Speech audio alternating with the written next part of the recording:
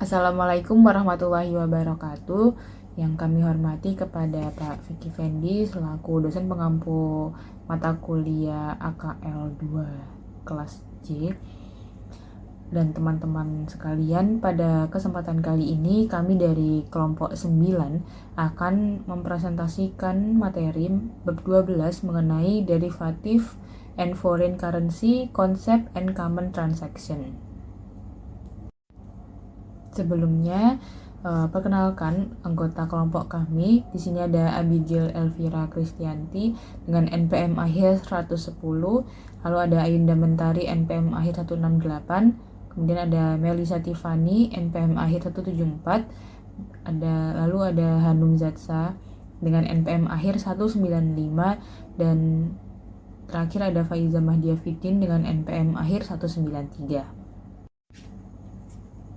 Materi pertama yakni mengenai derivatif. Dengan definisi, derivatif adalah sebutan yang diberikan untuk berbagai macam sekuritas keuangan. Karakteristik umum dari derivatif adalah bahwa nilai kontrak derivatif bagi investor itu punya hubungan langsung dengan fluktuasi harga, suku bunga, dan atau variabel lain yang mendasarinya. Penggunaan kontrak derivatif itu dapat membatasi exposure bisnis terhadap fluktuasi harga atau suku bunga. Pada dasarnya, satu pihak dalam kontrak itu bertaruh bahwa harga atau suku bunga acuan akan bergerak berlawanan arah dengan yang diharapkan pihak lainnya. Pihak yang mencoba mengendalikan risiko suku bunga ekonomi atau perubahan harga terlibat dalam kontrak derivatif atau kontrak lindung nilai. Nah, untuk suku bunga, harga komoditas, nilai tukar mata uang asing, dan harga saham itu merupakan jenis risiko harga dan suku bunga yang paling umum dilindungi nilai oleh perusahaan. Selanjutnya adalah hedge transaction atau transaksi lindung nilai. Jadi lindung nilai ini adalah istilah yang digunakan untuk menggambarkan transaksi gabungan antara posisi yang ada dan kontrak derivatif yang dirancang untuk mengelola risiko yang dihadapi perusahaan dengan hanya memegang posisi yang ada. Sebagian besar perusahaan itu menciptakan lindung nilai dengan menggunakan salah satu dari beberapa jenis derivatif dasar, yaitu kontrak forward, kontrak berjangka, opsi, atau swap.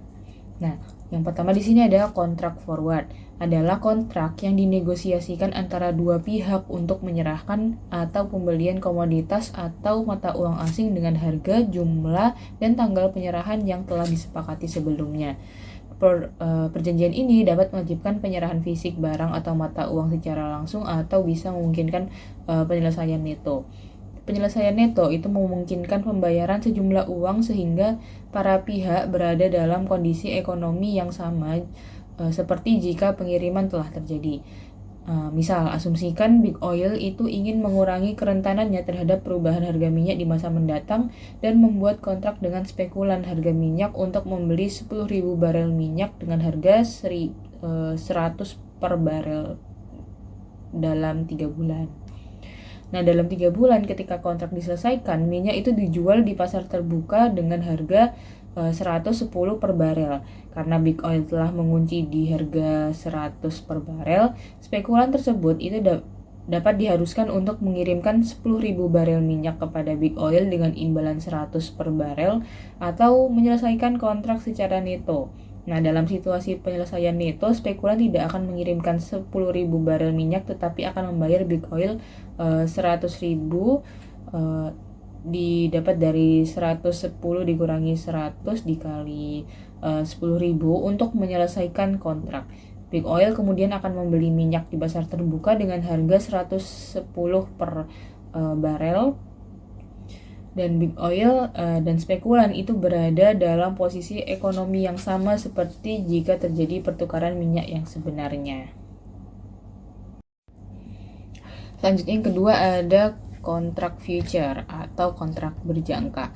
Nah, kontrak berjangka dan kontrak forward itu pada hakikatnya memiliki karakteristik kontrak yang sama, kecuali kontrak berjangka berbeda dalam hal yang membuatnya mudah diperdagangkan di pasar.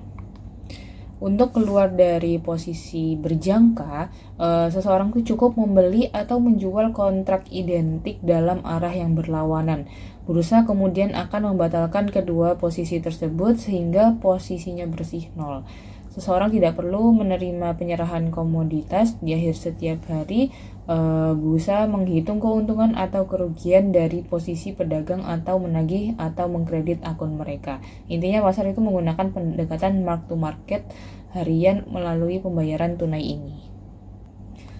Contohnya mungkin satu-satunya kontrak berjangka perak yang tersedia adalah untuk 25 troy ounce perak yang akan dikirimkan pada 6 Januari 2016. Jika kita ingin ingin melakukan lindung nilai atas pembelian 110 troy ounce perak di masa mendatang, kita bisa melakukan lindung nilai kurang sebesar 10.000 troy ounce, membeli 4 kontrak dengan total 100.000 troy ounce, atau kita melakukan lindung nilai lebih sebesar 15.000 troy ounce, membeli 5 kontrak dengan total 125.000. Bagaimanapun sebagian lindung nilai itu akan menjadi tidak efektif dalam kontrak forward. Jumlah pastinya dapat dinegosiasikan dengan cara yang sama, tanggal pengiriman dapat dinegosiasikan. Berikutnya opsi. Opsi adalah struktur instrumen lindung nilai lain yang umum digunakan. Jenis opsi adalah opsi beli atau opsi jual. Opsi beli memberi pemegang hak untuk membeli aset, dan opsi jual memberi pemegang hak untuk menjual. Pemegang opsi memiliki hak tetapi bukan kewajiban untuk melaksanakan transaksi pada harga kesepakatan suatu jumlah yang telah ditentukan sebelumnya. Penulis atau penjual opsi itu berkewajiban untuk melaksanakan transaksi tersebut. Jika pemegang menggunakan haknya untuk membeli atau menjual, hanya satu pihak dalam kontrak opsi yang diwajibkan untuk melaksanakan atas perintah pihak lainnya. Pihak lain dalam opsi pemilihan memiliki kemampuan tetapi bukan kewajiban untuk melaksanakannya. Perusahaan membeli opsi untuk mengelola risiko, seringkali risiko harga. Misal, perusahaan itu dapat membeli opsi untuk membeli komoditas, misalnya bahan bakar atau dengan harga tertentu. Asumsikan bahwa opsi tersebut seharga $1.000 dan perusahaan dapat menggunakan opsinya untuk membeli 100.000 galon bahan bakar dengan harga $1 per galonnya.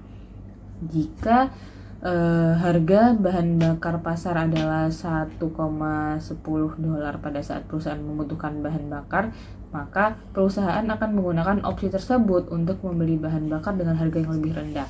Total biaya bahan bakar adalah $1.000 ditambah 1 dikali 100.000 atau sama dengan $101.000. Di sisi lain, jika harga bahan bakar pasar adalah 0,90 per galon, perusahaan akan membiarkan opsi tersebut berakhir karena lebih murah untuk membeli bahan bakar dengan harga pasar. Perusahaan masih mengeluarkan biaya sebesar $1.000 terkait dengan opsi bahan bakar. Yang terakhir, swap adalah kontrak untuk mempertukarkan aliran arus gas yang berkelanjutan. Nah, contohnya di sini perusahaan yang memegang utang dengan suku bunga variabel itu mungkin tidak menginginkan risiko kenaikan pembayaran bunga di masa mendatang dan akan melakukan swap, menerima variabel dan membayar tetap. Jika perusahaan punya utang $1 juta saat ini dengan suku bunga 8%, tetapi suku bunga di masa mendatang dapat berfluktuasi. Mereka dapat melakukan swap yang akan membayar kenaikan penurunan dari suku bunga awal 8% dan suku bunga variabel. Perusahaan yang melakukan swap itu harus membayar biaya atau premi kepada rekanan swap. Rekanan untuk sebagian besar swap suku bunga akan menjadi bank besar yang idealnya memiliki posisi yang saling mengimbangi dan terutama bertindak sebagai pembuat pasar dalam lindung nilai suku bunga. Baik, materi pada kali ini kita akan membahas mengenai option contract atau kontrak opsi, yaitu mengelola risiko harga. Jadi gambaran umum konsep tentang kontrak opsi ini adalah opsi ini bekerja seperti asuransi, yaitu melindungi dari kerugian akibat perubahan harga. Jadi opsi jual atau put option memberi hak dan bukan kewajiban kepada pembeli untuk menjual aset pada harga tetap, yaitu harga pelaksanaan atau exercise price. Dan penulis opsi atau option writer wajib membeli aset tersebut jika pembeli melaksanakan opsi. Pembeli akan melaksanakan opsi ketika harga pasar kurang dari harga pelaksanaan dan membiarkannya kadaluarsa bila harga pasar lebih tinggi. Pada contohnya, Gray menggunakan opsi jual untuk lindung nilai terhadap harga tembaga, yaitu harga pelaksanaan sebesar $2,30 per pound dan premi sebesar $0,05 per pound dan harga impas sebesar $2 per pound. Nah, opsi ini membatasi kerugian tetapi tetap memungkinkan keuntungan jika harga naik. Dan model Black-Scholes digunakan untuk menentukan harga opsi berdasarkan volatilitas harga aset, harga pasar saat ini, dan waktu jatuh tempo. Maka semakin besar kemungkinan opsi dilaksanakan, maka akan semakin tinggi pula biaya premi. Dapat dilihat pada tabel dampak terhadap pendapatan tersebut, interpretasi dan catatan akuntansi, tanpa opsi laba berfluktuasi besar dan dapat rugi jika harga turun di bawah $2. Dengan opsi, pendapatan minimum itu sama dengan $500.000, maka risiko berkurang dan laba lebih stabil. Berbeda dengan kontrak berjangka atau forward, opsi tetap mempertahankan potensi keuntungan saat harga naik. Berdasarkan GAAP ASC 815, akuntansi mencerminkan substansi ekonomi transaksi, yaitu Gray adalah pihak pelindung nilai dan mengurangi risiko, maka penulis opsi adalah pihak spekulatif atau mencari untung dari risiko. Oleh karena itu, perlakuan akuntansi berbeda bagi masing-masing pihak. Selanjutnya adalah foreign exchange concept and definition. Jadi pengertian dari konsep valuta asing ini adalah menjelaskan bagaimana transaksi yang melibatkan pihak dari negara yang berbeda dicatat dan diukur menggunakan mata uang yang berbeda. Karena setiap transaksi bisnis itu harus dinyatakan dalam satuan moneter. Perusahaan yang melakukan perdagangan internasional harus mengonversi nilai dari satu mata uang ke mata uang lainnya. Jadi konsep ini memastikan bahwa laporan keuangan dapat mencerminkan nilai transaksi luar negeri secara akurat dalam mata uang fungsional perusahaan, sehingga informasi keuangan menjadi konsisten dan dapat dibandingkan. Fungsi mata uang sendiri ini memiliki 3 fungsi, yaitu dalam kegiatan bisnis internasional. Yang pertama, mata uang berfungsi sebagai standar nilai, yaitu menentukan nilai barang dan jasa dalam istilah ekonomi. Yang kedua, sebagai alat tukar medium of exchange yang mempermudah proses jual beli antar pihak. Dan yang ketiga, mata uang menjadi satuan pengukur unit of measurement untuk mencatat dan menilai aktivitas keuangan dalam suatu perekonomian. Lalu, pencatatan transaksi valuta asing dalam akuntansi, setiap transaksi harus diukur dalam suatu mata uang tertentu, biasanya mata uang fungsional dari entitas pelapor. Suatu transaksi dikatakan dan dinyatakan denominate dalam mata uang yang digunakan untuk pembayaran atau penerimaan dan diukur measure dalam mata uang yang digunakan untuk mencatat dalam pembukaan perusahaan. Lalu ada kurs valuta asing. Jadi kurs valuta asing atau exchange rate merupakan harga diri satu mata uang terhadap mata uang lainnya dan menjadi dasar untuk mengonversi serta mencatat transaksi internasional.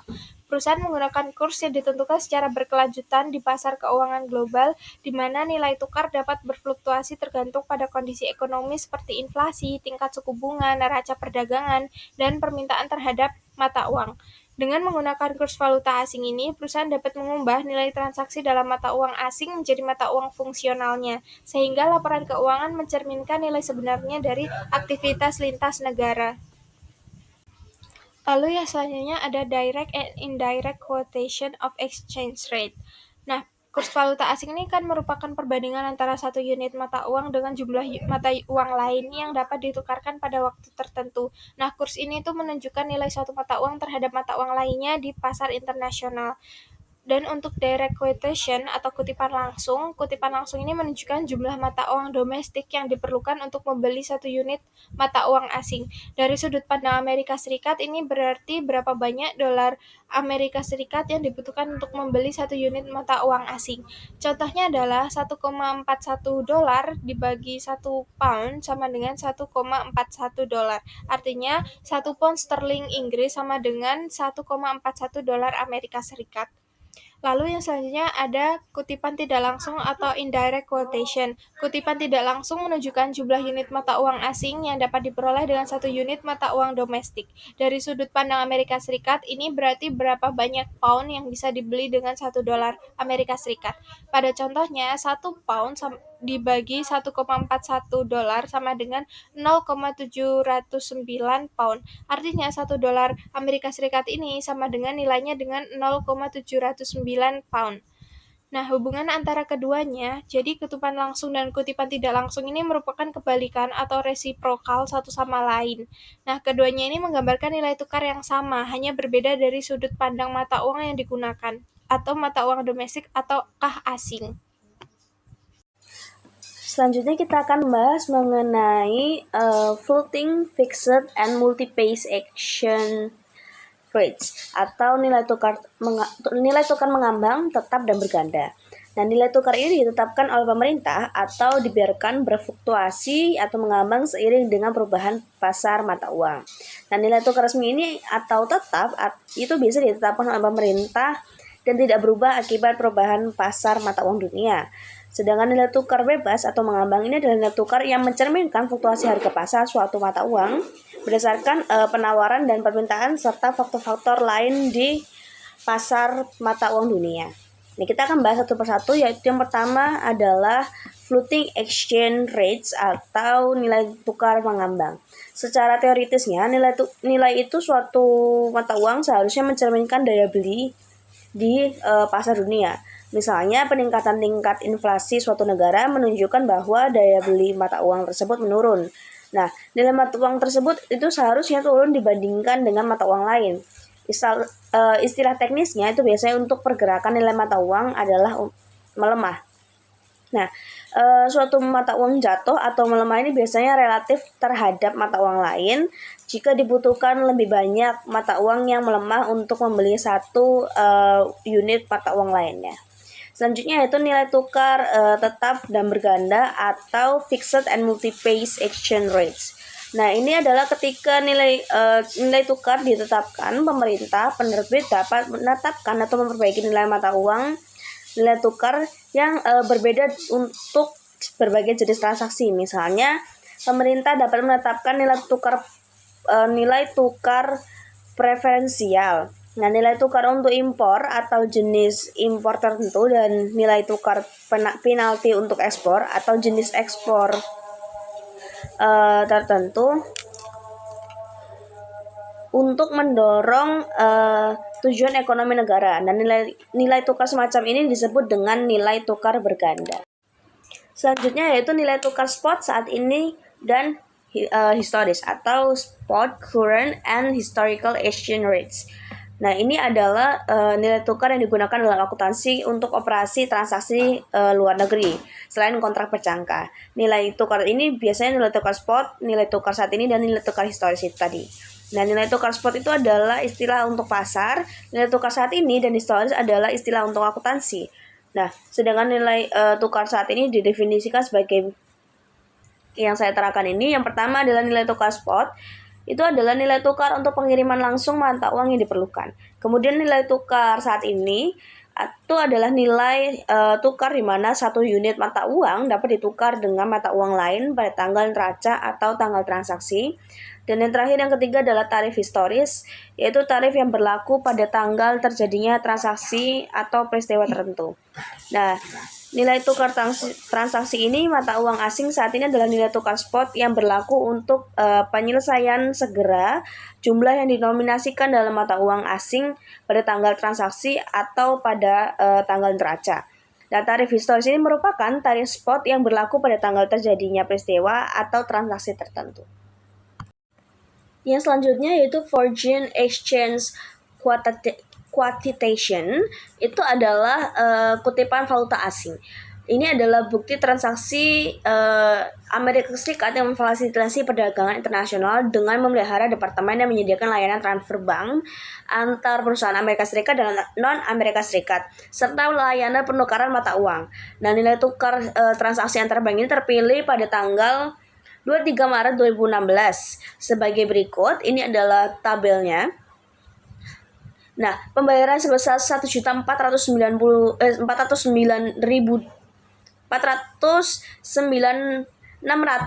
dolar itu kepada seorang bankir Amerika Serikat pada pukul 4 sore tanggal 23 Maret 2016 akan memberikan hak kepada perusahaan Amerika Serikat untuk membeli barang-barang Inggris yang dijual dengan harga 1 juta euro atau melunasi utang usaha sebesar 1 juta euro. Nah, dengan demikian sebuah perusahaan Amerika Serikat dapat membeli barang dagangan yang dijual seharga 1 juta dolar ke Kanada dengan harga 757.400 pada saat itu. Nah, para bankir Amerika Serikat ini menyediakan layanan valuta asing tertentu dibayar untuk layanan mereka. Pembayarannya ini adalah selisih antara jumlah yang mereka terima dari perusahaan Amerika Serikat dan jumlah mereka dibayarkan untuk mata uang asing atau sebaliknya. Misalnya, bank-bank yang memperdagangkan mata uang asing ini dapat menawarkan untuk menjual pound Inggris seharga 1,42 dolar atau membelinya dengan 1,40 dolar ketika nilai tukar yang dikutip untuk pound Inggris adalah 1,41 dolar. Nah, dengan demikian sebuah perusahaan dapat membeli 1 juta euro dari bank seharga 1.420 dolar untuk menjual 1 juta euro kepada bank seharga 1.400 dolar dan bank memperoleh keuntungan sebesar 10.000 dolar dalam kedua kasus tersebut. Selanjutnya akan dijelaskan oleh rekan saya. Selanjutnya itu terkait dengan foreign currency transaction other than forward contract. Jadi ini merupakan suatu transaksi luar negeri atau transaksi antar negara atau transaksi antar perusahaan di negara yang berbeda. Jadi transaksi ini merupakan ketentuannya itu dinyatakan didenominasikan dalam mata uang selain mata uang fungsional entitas. Jadi transaksi luar negeri ini bisa saja merupakan suatu transaksi mata uang asing, bisa juga bukan. Jenis transaksi luar negeri yang paling umum yaitu adalah impor dan ekspor barang dan jasa. Jadi contohnya seperti perusahaan AS ini membeli barang dari Prancis dan harus membayar dalam euro. Kemudian perusahaan Indonesia menjual barang ke Jepang dan akan menerima pembayaran dalam bentuk yen. Jadi jika kurs antara tanggal transaksi dan tanggal pelunasan berubah, maka akan muncul selisih kurs atau exchange gain or loss. Kemudian ada persyaratan FASP. Jadi GAAP saat ini ASC 830 hanya berlaku untuk transaksi mata uang asing dan laporan keuangan mata uang asing. GAAP menetapkan persyaratan berikut untuk transaksi mata uang asing selain derivatif. Yaitu yang pertama, pada tanggal transaksi diakui setiap aset, liabilitas, pendapatan, beban, keuntungan, atau kerugian yang timbul dari transaksi tersebut harus diukur dan dicatat dalam mata uang fungsional entitas pencatatan dengan menggunakan nilai tukar yang berlaku pada tanggal tersebut. Kemudian yang kedua, pada setiap tanggal neraca, saldo tercatat yang dinyatakan dalam mata uang selain mata uang fungsional entitas pencatatan harus disesuaikan untuk mencerminkan nilai tukar saat ini. Kemudian ada translation at the spot rate atau transaksi dengan kurs spot. Jadi persyaratan pertama untuk mencatat transaksi mata uang asing adalah bahwa transaksi tersebut harus ditranslasikan ke dalam dolar dengan kurs spot yang berlaku pada tanggal transaksi. Jadi setiap akun aktiva, liabilitas, pendapatan, dan beban yang timbul dari transaksi tersebut ditranslasikan ke dalam dolar sebelum dicatat. Satuan pengukurannya diubah dari mata uang asing ke dolar AS. Kemudian selanjutnya akan dijelaskan contoh. Jadi ini merupakan contohnya, asumsikan sebuah perusahaan ES mengimpor persediaan secara kredit dari perusahaan Kanada ketika cost spot untuk dolar Kanada adalah 0,700 dolar. Faktur tersebut mencaratkan pembayaran sebesar 10.000 dolar Kanada dalam 30 hari. Catatan, tanda dolar yang digunakan untuk cost spot ini menunjukkan kuotasi langsung ekuivalen dolar ES dari satu unit mata uang asing. Importer ES mencatat transaksi jumlahnya itu sebagai berikut. Inventory di debit sejumlah 7.000 menambah aset. Kemudian di kredit ada account payable menambah liabilitas sejumlah 7.000. Jadi 10.000 dolar Kanada itu sama dengan 0,7.000 nilai tukar spot.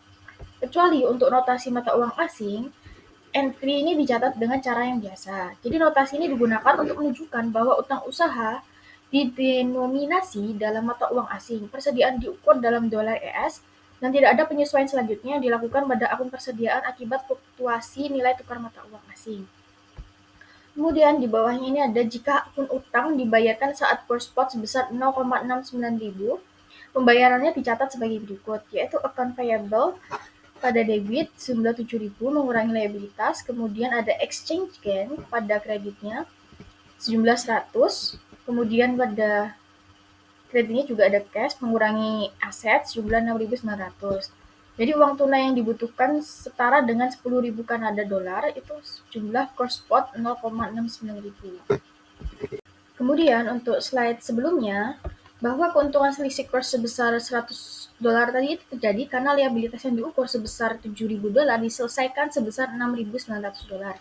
Keuntungan ini mencerminkan perubahan nilai tukar antara tanggal transaksi awal dan tanggal pembayaran. Jadi jika nilai tukar berubah menjadi 0,7200 akan terjadi kerugian selisih kurs sebesar 200 dolar. Kemudian di sini ada ilustrasi perbedaan akuntansi yang muncul ketika terjadi transaksi luar negeri didenominasi dalam mata uang fungsional entitas dolar ES dan bukan mata uang asing. Jadi dalam memeriksa hal ini perlu diingat bahwa suatu transaksi ini harus didenominasi dalam mata uang asing agar dapat dianggap sebagai transaksi mata uang asing.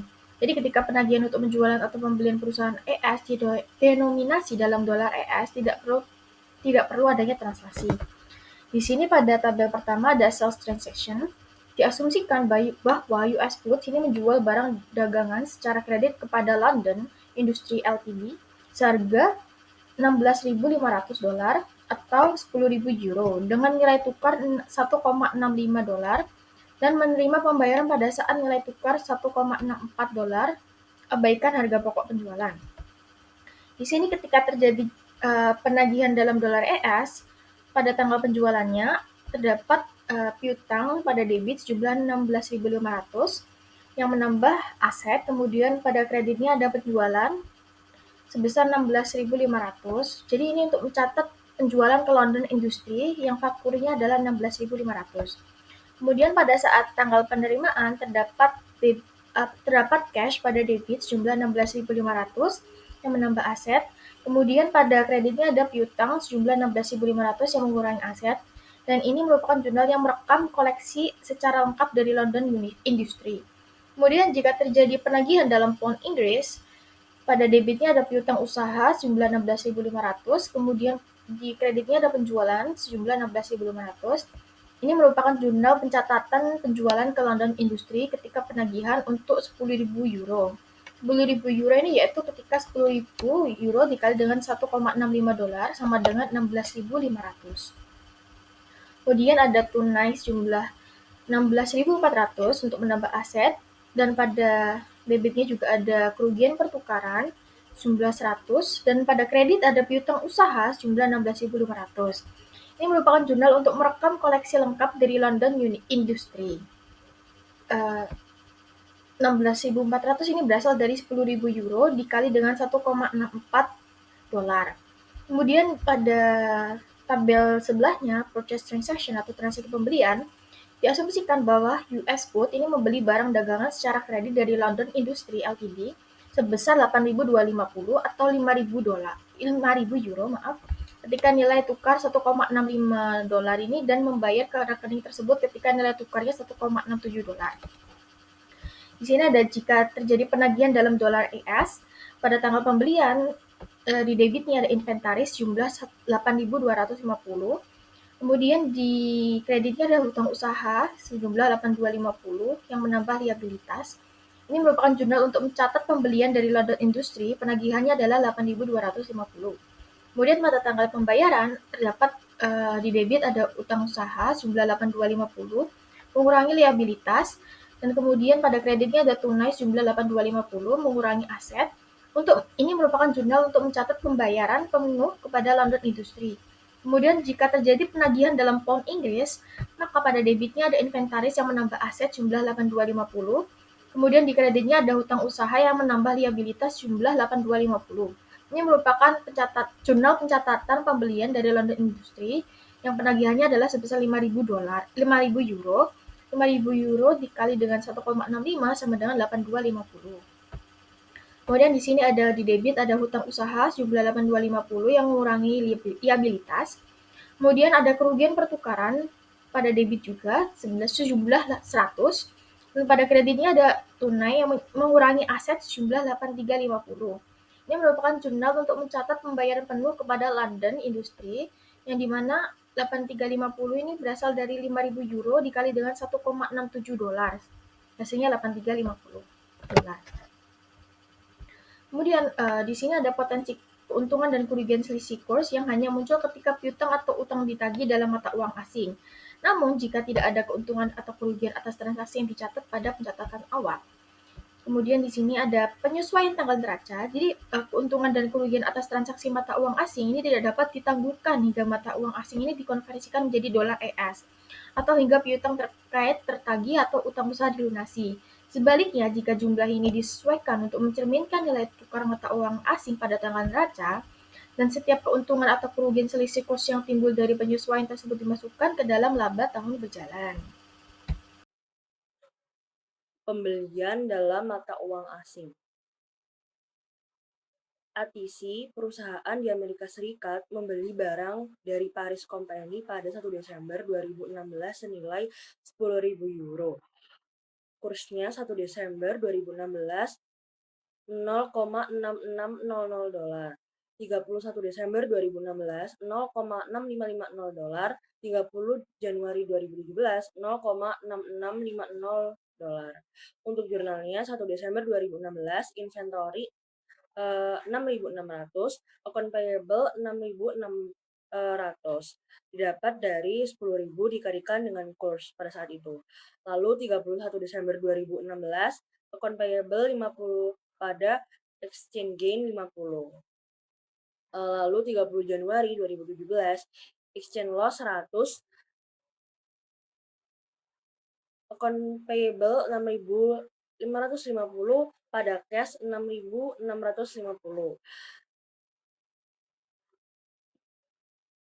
Lalu untuk tahun 2016 itu kurs untung 50 dolar, tahun 2017 kursnya rugi 100 dolar, jadi total rugi bersihnya 50 dolar. Berikutnya penjualan mata uang asing.